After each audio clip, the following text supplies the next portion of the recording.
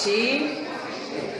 É um convidado especial, né, do nosso encontro, uma participação super especial, que é o Sérgio Luiz, o nosso amigo de Fortaleza, médium, de uma obra super interessante. Vem cá, querido.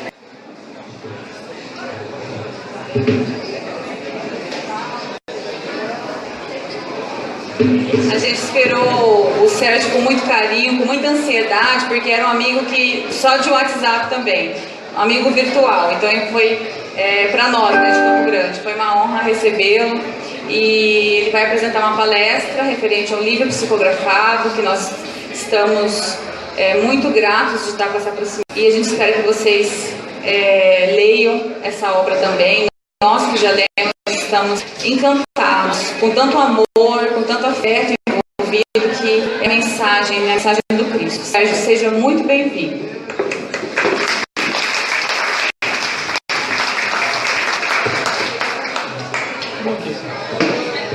Bom dia, pessoal. Muita paz para todos. Me convidaram para falar sobre um tema que tenho certeza que é desconhecido para vocês. É sobre um livro chamado Sempre Há uma Luz. Mas para falar dele, seria mais interessante que vocês vissem primeiro o que ele é. Com você, Edu.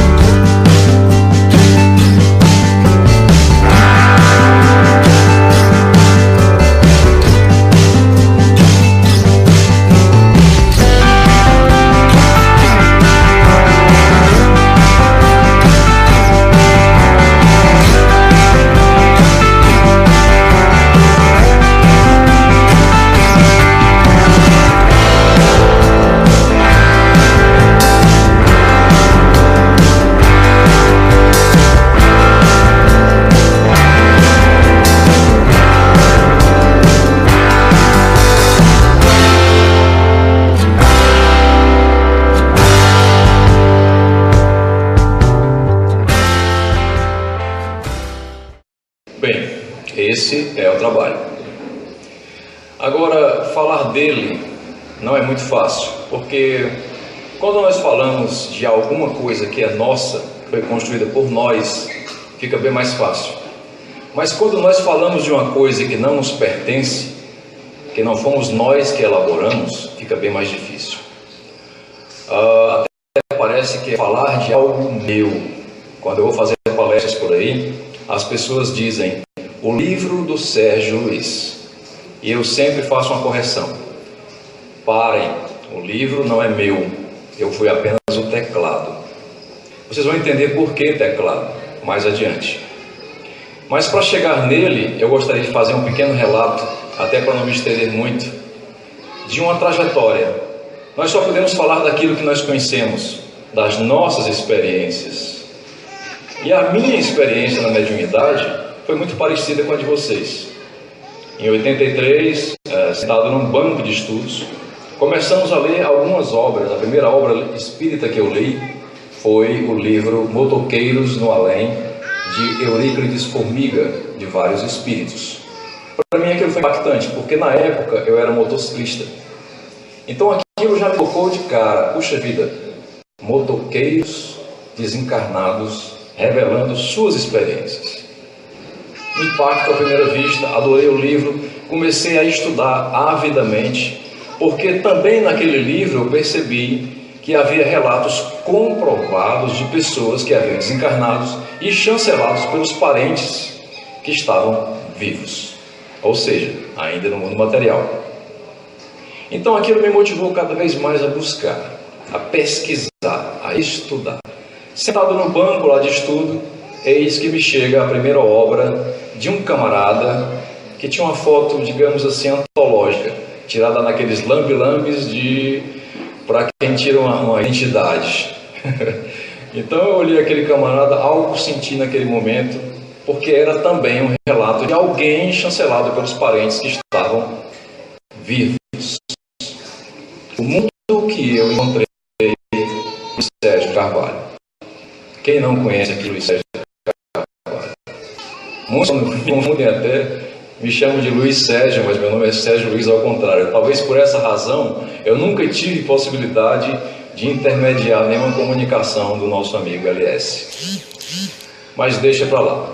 Então, voltando à questão mediúnica lá atrás, nunca foi pretensão deste que vos fala escrever livros.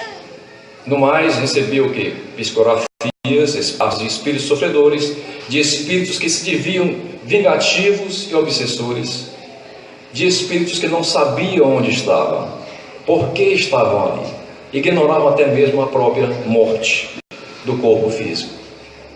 Então, como isso passou a ser uma peculiaridade, tornou normal receber pinturas, receber desenhos, etc, etc. Nunca, porém, livros. Num dado momento, em 1997, a coisa começou a mudar de figura. Eu até revelei para 3 jovens que estão aqui na palestra ontem à noite. Não sei por que carga d'água isso aconteceu, mas foi algo assim, digamos, espiritual demais. Eles estão até aqui nesse momento. E eu passei a dizer para eles o que estou dizendo a vocês aqui. A minha situação como neófito, aquele que está começando os estudos, senti que está num panorama diferente. Como se fosse, por exemplo, eu estar conversando com vocês aqui e de repente eu não visse mais vocês. Vissem uma cena de combate, cena de batalha, gente se matando, cavaleiros, guerreiros, lanceiros, flechas, espadas, morte. E me vendo naquela situação, era como se o meu mundo de vivo deixasse de existir. Eu passei a observar um outro mundo na minha mente, que desfilava ali. Terminando aquela situação, o que é que acontece? Quem estava próximo de mim, ao meu lado, me disse: você está exalando um cheiro de sangue. Eu, logicamente curioso, fui ao banheiro, olhei no espelho e disse: poxa, não tem nada sangrando em mim, nem os dentes, nem a gengiva. Por que eu estou cheirando a sangue? Esse cheiro permaneceu por mais de 24 horas, por causas inexplicáveis. Como isso ficou na minha mente, aquele estado diferenciado, por um certo tempo, eu comecei a me preocupar. Estou ficando doido, porque eu via constantemente aquelas cenas, até mesmo dirigindo um carro, e aquilo me deixava aturdido, me deixava emocionado, desconcertado. Bom, não satisfeito, um belo dia cheguei no meu trabalho, conversando com a juíza com quem eu trabalhava, que era também espírita, que gostava muito de ler, gostava muito de estudar, uma pessoa seríssima. Ela esteve a me dizer o seguinte: Sérgio, se isso está te incomodando tanto, senta numa mesa e vai escrever sobre isso. Bota isso para fora, relaxa e vamos trabalhar. Bom, naquele dia eu não fiz isso, mas no dia seguinte, chegando muito cedo no trabalho, às 6h30 da manhã, eu abri o computador e resolvi começar a relatar o que eu tinha visto, ouvia naquelas cenas. Mas eu fiquei pensando, relatar o quê? Estou vendo um monte de cavaleiro, gente se matando. Aí eu perguntei, o que é que eu tenho que escrever? Quando eu terminei de fazer essa pergunta mental, veio uma frase: ano de Nosso Senhor Jesus Cristo, de 1215. Só que depois dessa frase, começou a vir outras. E no final daquele pedaço de manhã, 16 laudas estavam digitadas. Foi a hora que o pessoal começou a chegar no trabalho, eu parei, gravei no famoso disquete. Eu não sei se vocês acompanharam aqui, muitos jovens não sabem nem o que é isso, mas é uma forma de gravação antiga. Então aquilo ficou registrado e eu levei para casa. No dia seguinte eu trouxe esse mesmo disquete e mostrei à juíza: doutora, olha isso aqui, ontem eu fiz. Ela ficou espantada, toda arrepiada. Digo: Sérgio, isso aqui é uma história. Você recebeu um relato. Continue. Nesse continue foi a perdição da jogada. Porque realmente eu continuei durante vários dias fazendo a mesma coisa. Aí eu comecei a querer interferir naqueles relatos. Quando eu comecei a interferir naqueles relatos, quando eu fui colocar o disquete, simplesmente se apagou tudo. Tudo foi deletado. Ou seja, o abelhudo quis interferir naquilo que estava sendo relatado e deu no que deu. Tive que começar tudo novamente. Senta novamente, vários processos, agora mais diferente. Agora orando sempre, pedindo ajuda espiritual. Nesse término de trabalho, surgiu o livro Em Busca do Eterno Amor, que hoje em dia não está mais em circulação. Logo em seguida, o mesmo processo, originário de um sonho que eu tive, como se o sonho me mostrasse todo um contexto que eu deveria desenvolver. Eu fiz do mesmo jeito, sentava todo dia, elaborava no teclado, gravava no disquete e também no HD. Dessa vez eu não descuidei, porque o disquete podia se apagar. Surgiu o livro então Rio de Esperança. Isso foi em meados de 99. No final de 99 começa outra coisa. Deitado numa redinha, tentando dormir meu sono, lá chega uma pessoa na minha mente que eu não tinha afinidade, não conhecia em vida. Morei muito próximo em Brasília. Ele morava numa quadra, eu morava em 2 quadras antes. E teve um pequeno fato que eu nunca revelei a ninguém. Quando eu frequentava a Torre de Brasília, que era um lugar onde os jovens se reuniam na época, um determinado colega que morava comigo no apartamento, dividia comigo o apartamento, disse: Sérgio, você é músico, não é? Você é baterista. Digo: sou. Tem um pessoal da Asa Sul, da 308, que está atrás de um baterista. Você não quer se habilitar, não? Não quero não. Eu não tenho nem bateria aqui, como é que eu vou me habilitar a fazer alguma coisa? Mas ele insistiu e eu acabei não cedendo. Aí aconteceram alguns revés na minha vida, tive que ir embora de Brasília, voltando para Fortaleza. Tempos depois, ele me manda uma carta: você lembra daquele pessoal que estava atrás de um baterista que eu te falei? Digo: lembro. Pois é aquela banda que está fazendo sucesso agora. Deixa estar. Então, voltando aos meados de 99, já anos depois da época de Brasília, esse camarada me surge, eu sentado na rede, tentando dormir, e aquela imagem não saía da mente. Fixo. Mas ao mesmo tempo com aquela imagem vinha também uma certa carga emotiva. E eu fiquei imaginando: meu Deus, o que esse obsessor quer? O que esse espírito obsessor está fazendo se passar por esse cara? Detalhe, o cara era famoso, tinha desencarnado 3 anos atrás, e isso era do conhecimento de todo mundo. Eu particularmente nunca gostei da personagem em vida, como também curti umas 3 ou 4 músicas que eu gostava. Assisti até um show da banda dele lá em Fortaleza, porque eu tinha um certo francado, gente que são atores, são pescadores de idade, nós tínhamos por isso. Então, eu estava a gente, inevitavelmente, estudar a banda dessa personagem. E isso não ficou somente no aspecto da rede, nem do sábado da tarde. Nos dias seguintes, a imagem, a emotividade me perseguiram em qualquer lugar que eu estivesse. Aí o Sérgio começou a ficar pensativo: será que eu estou assessorado por um obsessor? Ou será que realmente é alguém, o mesmo, que desencarnou há tempos atrás? Uma certa jovem que eu conhecia me disse: Sérgio, por que é que você não faz o seguinte, já que está te complicando a vida tanto? Dá passagem, escuta o que ele tem para dizer. Deixa ele falar o que ele tem para relatar. Aí você faz como o apóstolo Paulo, retém o que é de bom e descarta o que é de ruim.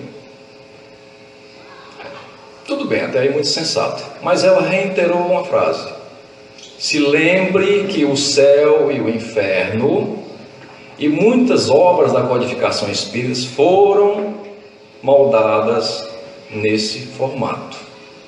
Lembre-se que no céu e no inferno existem relatos de pessoas comuns como nós, que passaram pela vida e encontraram a decepção depois da morte física. Aqui para mim soou como se fosse um banho. A gente acorda, cara. Então não lembra, não estudou não. Usa na prática. E foi o que eu tentei fazer. Resolvendo assumir uma coisa diferente com esse espírito, eu passei a marcar dia e hora para conversar com ele. Primeiro dia, ok, relato no computador, disquete. Segundo dia, relato no computador, disquete.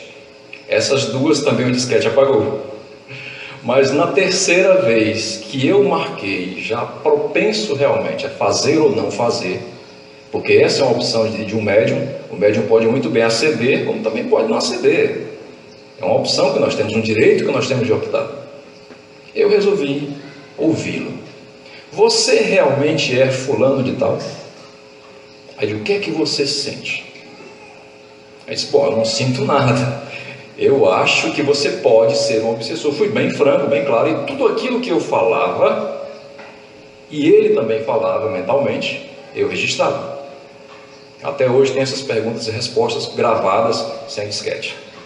Foram 16 perguntas. Então, uma das perguntas eu fiz o seguinte: por que eu? Se existem tantos médiuns no Brasil para te fazer a acolhida. Aí ele disse, olha, tantos médiuns que eu procurei, que parece que falou eu, que nós procuramos, dando a entender que não estava sozinho, tantos médiuns como você não nos receberam por questões diversas, tipo preconceito. Foi a base. Segundo, sou um obsessor. Me encararam como obsessor.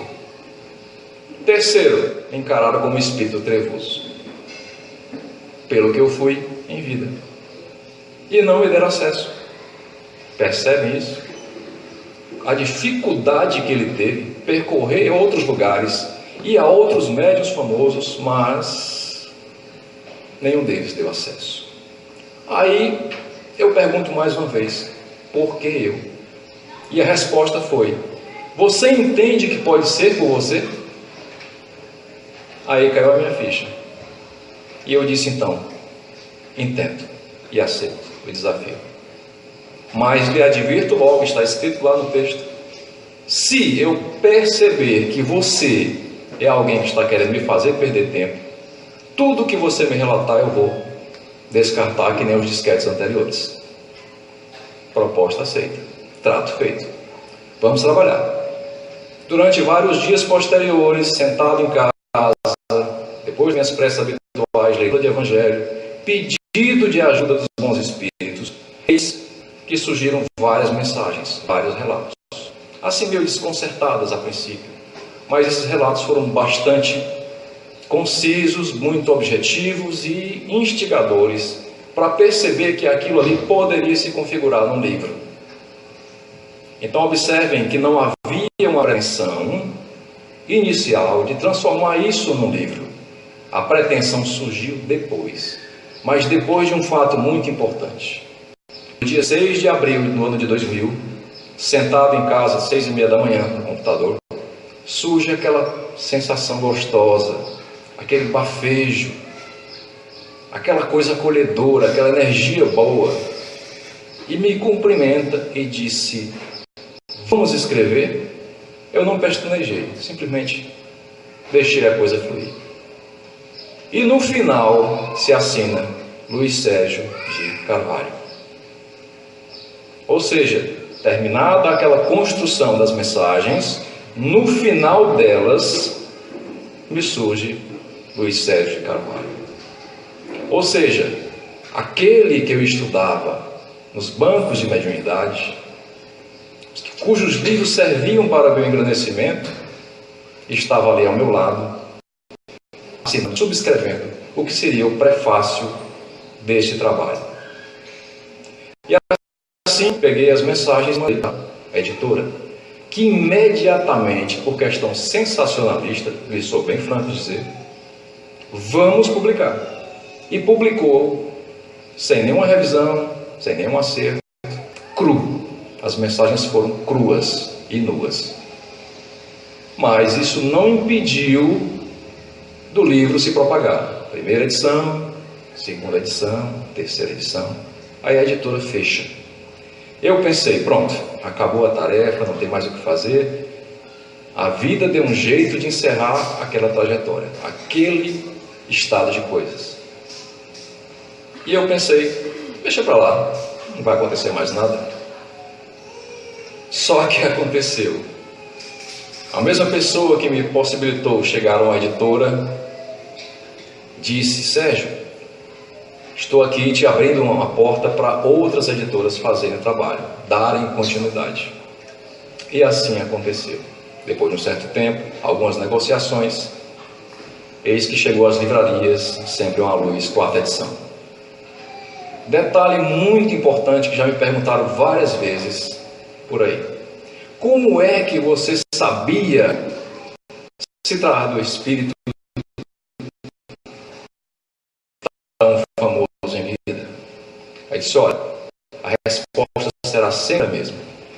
Ainda quando eu estava começando as mensagens, construindo as mensagens, a minha professora no curso de mediunidade tinha se mudado para o Rio Grande do Sul e disse, Sérgio, recebemos uma mensagem do Espírito Luiz Sérgio aqui na reunião mediúnica de ontem e ela nos falou que aí no Nordeste ele está encampando um trabalho com a equipe, beneficiando um espírito de um camarada que foi muito famoso em vida, do rock nacional, de uma banda nacional, e que está precisando passar umas mensagens. Você conhece esse médium? Eu comecei a rir. Eu disse, por acaso sou eu. Ela disse, não acredito. Eu digo, mas é assim. Nem minha família sabia. Nem minha família sabia. Numa outra reunião que tivemos logo a esse fato, reunião mediúnica, uma das médiuns, que tinha uma evidência fantástica, disse ao final da reunião, Sérgio, eu não sou vidente, ok? Ela disse, detalhe, durante a reunião você estava acompanhado de um camarada que eu acho que é o fulano. Eu ri. E ao lado dele tinha outro camarada mais baixo, que usava um óculos e um bigodinho. Eu disse, você sabe quem é esse cara de óculos mais baixo, baixinho, de bigode? Eu digo, não tenho a menor ideia. Aí eu fui na livraria do centro, peguei o livro O Mundo que eu encontrei, abri a página que existe a foto dele, foi por acaso esse aqui, ela começou a chorar. Desculpa.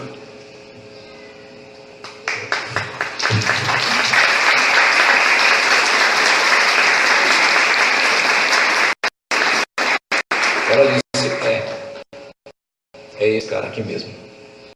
Eu me emocionei junto, mas tinha que continuar. Então isso me motivou muito a prosseguir. Porque às vezes na mediunidade nós encontramos uma coisa principal. Às vezes a gente estuda bastante, a gente lê várias obras, as obras fundamentais, as obras complementares, Chico Xavier, Emmanuel, mas a gente precisa passar pela casca do alho da experiência, que é aquela hora que você corta o alho, bota na frigideira com a manteiguinha para sentir o cheiro. Se você não fizer isso, você não tem a experiência, você só tem a teoria. Então, como isso aconteceu, eu tinha que ter a minha experiência para perceber que aquilo era real. Então as constatações vieram de longe, vieram de coisas que somente depois eu fui perceber. E a principal delas, olha só, anos depois agora em setembro, na Bienal, da 24ª Bienal do Livro, lá em São Paulo. Uma pessoa que há muito tempo eu tive contato por carta escrita, estava lá, por incrível que pareça, do meu lado, autografando livros para mais de uma centena de pessoas. Eu tenho certeza que ela não vai se aborrecer se um dia ela vir enxergar esse vídeo. Vera Lúcia Marinzec de Souza, de Lima, na época de Lima, ela foi uma das maiores incentivadoras para continuar na tarefa mediúnica desde o primeiro livro, Em Busca do Eterno Amor. E Sérgio, estude, persevere e não desista, porque os reveses serão imensos, mas se você perseverar, você vai ter os frutos disso aí bem mais tarde. Então, voltando ao ano de 2016, na Bienal, Vera Lúcia Marinzec olha para mim e disse: meu filho, venha cá, por favor. Aí digo eu: sim, venha cá. Eu estava autografando livros também, mas nesse momento não tinha ninguém, mas na fila dela tinha mais de 100 pessoas. Ela pediu licença à pessoa que seria a próxima e disse: sente aqui comigo. Filho, me diga uma coisa, esse camarada deste livro que está aí é o... Aí eu ri. Ele disse: por acaso é, e para você eu posso dizer, eu não posso sair por aí divulgando que é. Quem tem que perceber isso é o leitor. Quem tem que detectar isso é quem observa a obra. Aí eu perguntei curiosamente por que ela estava me fazendo essa pergunta. Eu disse: não, porque desde ontem, você sentado aí na cadeira, ele estava ao seu lado o tempo inteiro, juntamente com uma equipe, e ele estava muito feliz. Aí nessa hora eu lamento não ser vidente. Infelizmente, quando eu passar para o outro lado do mundo espiritual, eu vou ter que usar uma bengala e um óculos escuro e me chamar de cego. Eu não vejo, eu só sinto, eu só pressinto, às vezes só ouço mentalmente. É uma coisa que eu me ressinto muito com questão de mediunidade. Eu não consigo ver espírito. Mas, deixa para lá. Então, anos depois, senhoras e senhores, vejam bem, 99, 2016. Eu ainda precisei confirmar com fatos e relatos de pessoas renomadas, como a Vera Lúcia Marinzec, que o que eu tinha recebido como teclado era verídico. Percebam como é difícil para nós, como médiuns, uma tarefa que nos chega às mãos. Observem a luta imensa de Dona Ivone Pereira, que muitas vezes não tinha sequer um papel para escrever uma psicografia. Não tinha as facilidades, ou não teve as facilidades que nós hoje temos, de sentar numa mesa com lápis, com caneta, com gravador, com filmadora, para receber uma mensagem. Às vezes de gente famosa, como aquela rainha de França que está no livro Céu e Inferno. A rainha Daúde, no caso, não é isso? Daúde. É difícil para a materialidade humana aceitar a realidade espiritual. Nós mesmos somos culpados disso, porque muitas vezes nós fracassamos nesse intercâmbio. Aí muita gente pergunta: como é que funciona a mediunidade? Muito simples. O médium é isso aqui, e o telefone só toca de lá para cá. Não é a minha vontade. Eu chego num palco, chego numa assembleia: oh, você tem condição aí de receber o espírito RR? Eu digo: não tenho. Por que você não tem? Porque o telefone só toca de lá para cá. E o médium não tem tendência disto. Muito embora ele seja estudioso, conheça todas as obras, mas ele não tem tendência, ele não tem o domínio da mediunidade. Não tem o domínio da vontade dos espíritos. Entendem isso? Então, o que é sempre uma luz? Nada mais, nada menos do que relatos de um ser que foi famoso em vida, mas cuja trajetória foi meio desconcertante. as facilidades do mundo que a fama proporciona, foram assim uma porta aberta para muitos desvios. Bebidas, sexo desregrado, drogas, atitudes desconcertantes, aquele temperamento irascível que ele tinha, difícil de lidar. Até mesmo os companheiros da banda, até hoje, em entrevistas, reclamam disso, da dificuldade que tinham para lidar com ele. Aí eu volto atrás na questão da terceira entrevista, que graças a Deus não foi deletada pelo disquete, em que ele dizia: adotarei o nome Ruggieri Rubens. E muitas pessoas perguntam: por que o cara foi famoso, da trajetória? Aí é nessa hora, como teclado, é que eu percebo a grandeza da espiritualidade que assessora pessoas desse tipo. Porque apesar de ser um ser desregrado, um ser humano como nós, propenso aos vícios, propenso às quedas, mas a espiritualidade se cercou de todos os cuidados para encaminhá-lo. Sem pré-julgamentos, sem preconceitos, sem descartá-lo como ser individual, mas eterno e em constante evolução. Percebam também que Ruggieri Rubens passou a ser aquele que chega no mundo espiritual e encontra uma realidade totalmente diferente daquelas crenças que ele tinha, dos conceitos e preconceitos que ele tinha. Se ele tinha aquela veia católica de acreditar em santos, de querer colocar o nome do filho dele com o nome de santo, mas dali para adiante ele começou a perceber um mundo diferente.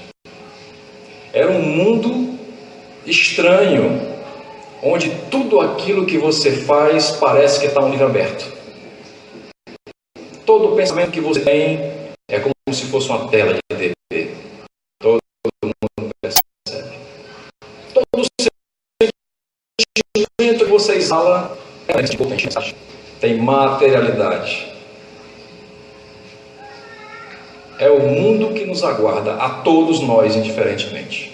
Quando nós chegamos aqui, nós nos achamos iguais a todo mundo. Realmente nós somos iguais. Aquele lema da igualdade, liberdade, fraternidade, realmente tem muito sentido. Mas a nossa igualdade, ela tem um limite.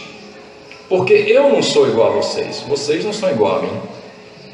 Quando chegaram aqui, todos vieram de algum lugar trazendo uma jornada diferente, da qual eu não tive a mesma participação, não tive a mesma intensidade. Cada um de vocês teve uma experiência diferente. Mas, porém, alguns fatores nos tornam iguais. Tipo, vai chegar o momento em que todos nós vamos partir. Essa é uma igualdade. Vai chegar um momento em que todos nós vamos receber o reflexo de algo que fizemos, se não nesta vida, mas em vidas pregressas. Essa é outra igualdade.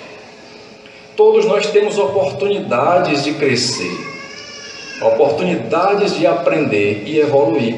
Esse também é um fator de igualdade. Quer ver outra coisa que nós somos iguais? Egoísmo, vaidade, orgulho e ignorância. Todos somos iguais nesses quesitos, para mais ou para menos. E muito pouca coisa nos diferencia, só a capacidade que nós temos de aprender alguma coisa, ou de trazer alguma coisa que já vem conosco, ou de passar por algumas experiências, reflexo daquilo que nós fizemos, e isso nos diferencia. O que eu vou passar jamais será o que vocês passarão. E de vocês para cá, e de vocês para o lado, e de vocês para trás, e por aí adiante. Ou seja, isso nos faz perceber, segundo as palavras do Cristo, reafirmando aquilo que ele disse: que cada um de nós receberá segundo nossas obras. Portanto, não adianta culpar nossos pais por tudo. Isso é um absurdo. Eles são crianças como vocês. Crianças no sentido de quê? Da ignorância, às vezes, de fatos, como isso. Nós temos conhecimento no Espiritismo, na doutrina espírita. Percebemos, diferentemente de outras crenças, que se a vida continua, ela não é um sono eterno e inatividade. Ela é trabalho, construção, crescimento, sempre, sempre, sempre, sempre. E que a tônica de tudo isso se resume em algumas letrinhas. Amar. Nós não sabemos amar. A razão pela qual o Mestre Jesus nos diz: ama a si mesmo. Amar sempre é aprender primeiro a nos amar. Isso não é egoístico. Sabem por quê? Porque se eu não conseguir me amar, como é que eu vou poder amar vocês? Não tem como. Não tem como. Avião, senhoras e senhores, estaremos decolando em poucos minutos. Atentem para os procedimentos iniciais do voo. Se houver despressurização da cabine, máscaras irão cair do teto. Recolha a máscara, passe por sua cabeça primeiro e depois se incomode com o seu próximo. Básico, isso não é egoístico, é previdência, é sensatez. Amar também é sensato. Fazer caridade é muito mais sensato ainda. Primeira caridade é conosco. Aprender a nos transformarmos. Porque se não nos fizermos isso e esperarmos sempre pela espiritualidade, sempre por Luiz Sérgio, por Emmanuel, por Bezerra de Menezes, vai demorar muito, gente, para nos transformar. Não adianta esperarmos pelo mundo se transformando, porque o mundo somos nós. Nós queremos uma cidade limpa, mas nós sujamos. Nós queremos um governo maravilhoso, mas nós apoiamos pessoas que não têm condições de nos governar. Nós colocamos no poder pessoas que têm interesses de grupo. E os nossos interesses, que é o benefício da coletividade, o benefício da nossa família, vai para o ralo. Percebem isso? Nós queremos uma mensagem. Quando vamos a um centro espírita, como acontece lá em Fortaleza, nas cercanias de Fortaleza, centenas de pessoas se reúnem num sábado em busca de uma mensagem de um parente que já se foi. Pelas vias psicográficas de um irmão que eu conheço muito e tenho muito amor por ele, Newton Souza. As pessoas vão lá querendo a mensagem. E quanto essa mensagem não vem, espiritismo não presta. Não serve de nada. A espiritualidade não serve. Por que não me serve? Olha aí o egoísmo na história. Mas o telefone só toca na hora certa e de lá para cá. Então, senhoras e senhores, jovens e jovens de várias idades que estão aqui, quando vocês estavam na rua, de repente, eu naquela sala por lá, senti aquela emotividade. E algumas palavras vieram na mente, eu passei para o computador. A mensagem gerada ali foi a mensagem que ela sentiu acolá. Significa que todos nós estamos irmanados, apesar de sermos individualidades diferentes uns dos outros, mas iguais em irmandade humana. Tudo que nós fazemos, isso eu me lembro de um filme que passou há pouco tempo atrás, que é chamado Gladiador, onde um determinado personagem fala para o personagem principal, máximos décimos, que tudo que nós fazemos ecoa na eternidade. Tudo. O menor gesto, o menor pensamento, a menor palavra, porque é forma de energia. É forma de energia. Durante minha longa estadia como espírito, liberto da veste carnal, despindo-me dos conceitos e preconceitos adquiridos na última e recente romagem carnal, tenho lutado arduamente pela implantação do plano maior de Jesus, sob as bênçãos daqueles que sempre me nortearam as diretrizes, rumo ao único objetivo, o esclarecimento dos irmãos que compõem o orbe onde habitamos. Falo, habitamos, porque, embora invisível aos órgãos tão peculiares, a todos os humanos que possuem a romagem física, convosco pude e posso interagir. Minha felicidade é imensa, incabível em poucas palavras. Tamanha é a grandeza desse sentimento que de mim se apodera, quando me recai a sensação do dever cumprido por cada etapa que, conjuntamente, conseguimos ver juntos realizada. Percalços existem e continuarão a existir, pois como há aqueles que desejam ver instalado o reino de Deus em cada um de nós, consolidado pela certeza de que ir amando sempre é a tônica que nos remete à meta primordial de nos tornarmos amor, existem também aqueles que ainda não conseguiram sentir a música dos céus, a pintura do novo panorama que deve atingir os corações daqueles que aprendem a perceber que são unidades da chama eterna, que comanda o rebentar das amarras que nos arrastam à infelicidade. Ainda há muito por fazer, construir e até mesmo destruir, porque a destruição, no sentido de transformação, é uma das leis imutáveis do Pai eterno e amantíssimo. Destruir é uma das leis. Remover a cáscara das nossas imperfeições milenares é uma imperiosa necessidade, que nos compete talhar com os instrumentos que nos foram relegados pela espiritualidade superior que a tudo preside. Será na árdua luta que cada um constatará, embora com percepções diferentes, que o mundo que encontrei é uma realidade incontestável. Agradeçamos ao nosso modo, em prece contínua, o evento sagrado da aceitação, quando nossos pais consentiram nos receber lá atrás, ouvindo nosso clamor, deixem-me viver.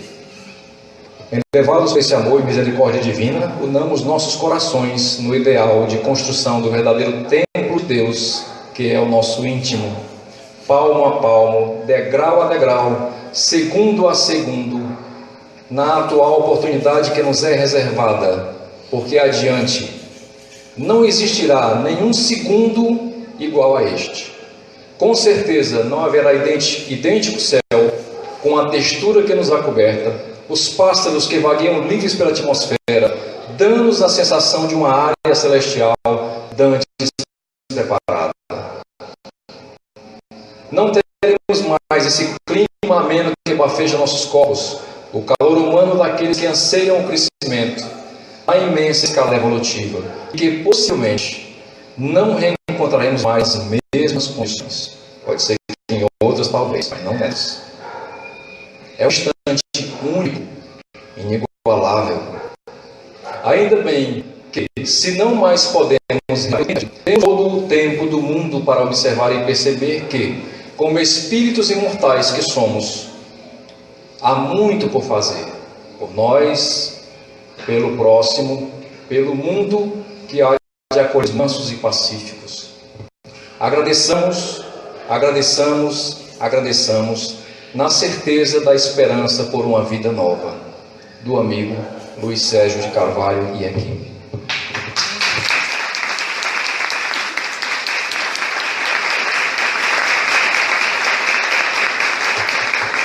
Eu queria finalizar agradecendo a todos vocês. Na realidade, a situação não era para falar de uma obra, porque, como disse um rapaz que viu uma palestra ontem na internet, ele disse uma frase que me marcou bastante: não importa o espírito comunicante, não importa quem ele foi em existência passada, porque isso já passou. E olha só as palavras dele para fechar nosso tema de hoje. Sérgio, parabéns pela palestra e parabéns ao recanto da prece, pela transmissão. Já tive a oportunidade de emprestar o livro a algumas pessoas, inclusive não espíritas, e a conclusão delas foi muito parecida. Isso aqui foi o que me marcou. A identidade do espírito perde importância diante da força da mensagem transmitida. Belo trabalho.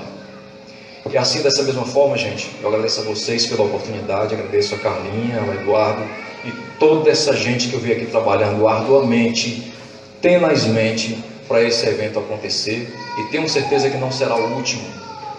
Tenho certeza que isso aqui é só um degrau para uma escalada muito maior. Tenho certeza absoluta que daqui sairão pessoas melhoradas, distantes da droga, distantes do vício, bem distantes do suicídio, bem distantes do aborto. Porque o mais importante, como foi dito na mensagem, é o amor.